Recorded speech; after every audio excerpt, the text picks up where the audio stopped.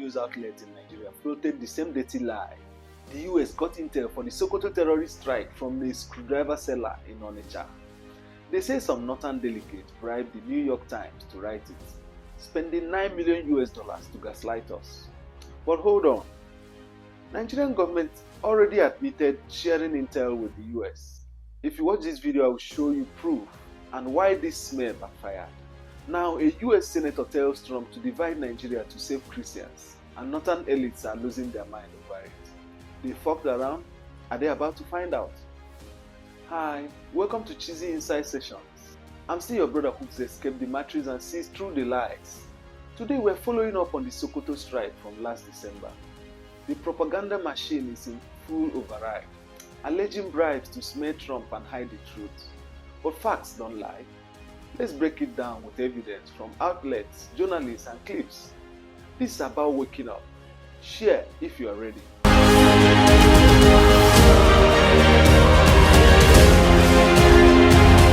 Few days ago, on January 18, 2026, the New York Times dropped this hit piece: How a Screwdriver Salesman Helped Fuel US Airstrike in Nigeria.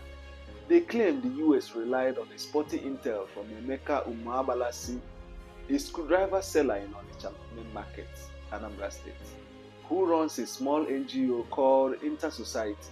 Umeagbalasi's report on Christian killing allegedly pushed Republicans to justify the Christmas Day strike on terrorist camp in Sokoto.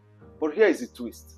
Many say Nigerian terrorist delegates or their backers allegedly bribed the New York Times to write this. Why? To make the US look stupid and stop more strike.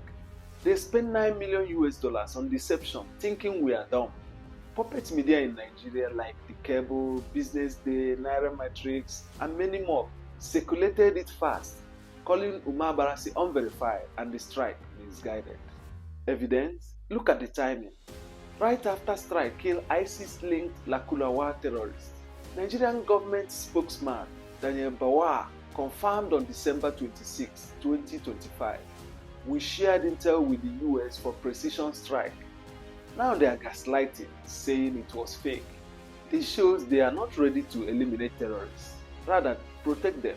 All this calling on the world to help, because Nigeria's inaction, the Nigerian government's inaction, continue to cost lives of the innocent people. Like the bishop asked, if there are other people being killed in Nigeria, who is killing them? So who gave them the intel? The government of Nigeria also came out, right? And they said the strike against the terrorists in Sokoto was their own intel given to America, that they worked with America. All those things you saw, right? It was after Tinubu gave the order. But that's also not going to sell. With the $9 million lobbyist bribe, they will spin anything. That's why a screwdriver trader in Onitsha is what a New York Times reporter is telling millions of people and the rest of the world.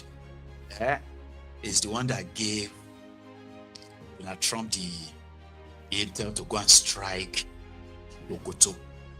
This is the Minister of Defense 3 days after the strike. Good evening, gentlemen of the press.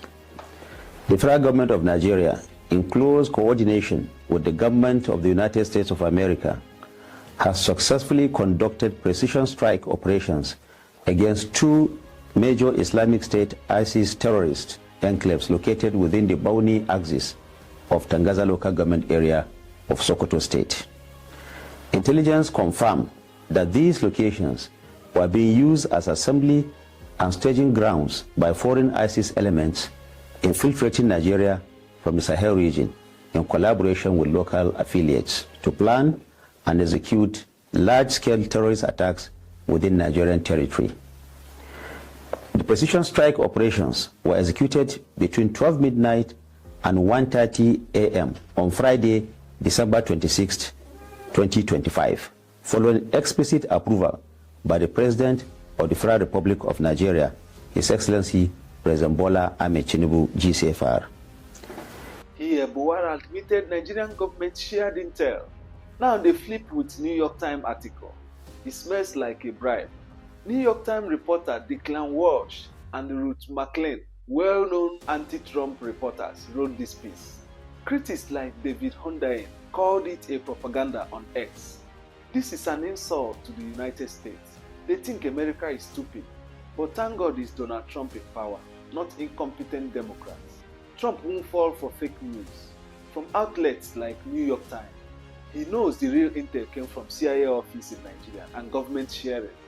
The strike hit terrorist base in Sokoto, not innocents. But now, to smear Trump, they push this screwdriver seller story. Emeka Umeagbalasi isn't just a trader.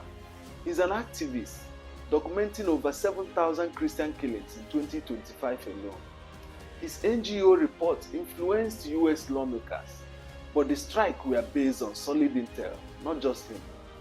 We continue to see concerning reports about violence and religious persecution in Nigeria.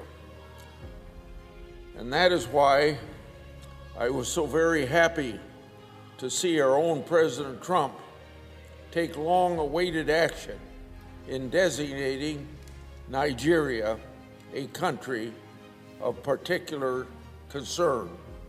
That designation puts Nigeria on a watch list, puts Nigeria on notice that if they don't take care of this situation, other things can intervene. The Nigerian government must take immediate action to end this violence, and the United States should do all it can to support and encourage those efforts. And once again, I'm proud to see President Trump on television at his news conferences and things like that, speaking up for Nigerian government to take action and supporting the plight of Christians in Nigeria. Trump wants stop the killings or face action. He sees the gaslighting. Now the plot backfires. The US Congressman Lyle Moore, the senator speaking for the Christians in Nigeria, met Trump and suggested dividing Nigeria to protect them. Moore says breaking up Nigeria will be one of the options to create a safe zone for Christians. This came as a shock to the gaslighters. Moore from West Virginia leads the investigation into Christian slaughter. In a Newsmax interview, he blasted Nigeria as the deadliest place for Christians. Trump was briefed yesterday night, January 19, 2026, on options including partition. This has northern elite running scared. People like former Emir Sanusi Lamido Sanusi and Sheikh Gumi, who never condemned Islamic attacks on Christians, are now all over the news blasting the division idea. Sanusi calls it a foul play and says Nigeria must stay intact. Gumi wants it's a new crusade. Why now? Because their plan to smear Trump failed. They fucked around, now finding out.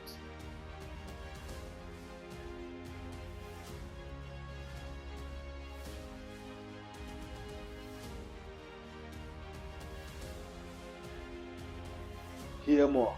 We defend Christians everywhere. Division is an option. Now, many Nigerians and diaspora are calling on US and Israel to help divide Nigeria. On a post on X says, divide Nigeria to save Christians, Biafra activists, Middle Belt groups, and Christians agree if we stop the killing. I personally don't have a problem dividing it if it ends the bloodshed. It should be the last resort if other methods fail, like proper military action, ranching laws, ending collusion. But government isn't ready. They spent on propaganda instead. Is Trump going to divide Nigeria? We are yet to hear. He was briefed last night. I'm curious and happy at the same time because northern elites are restless. It gives me joy.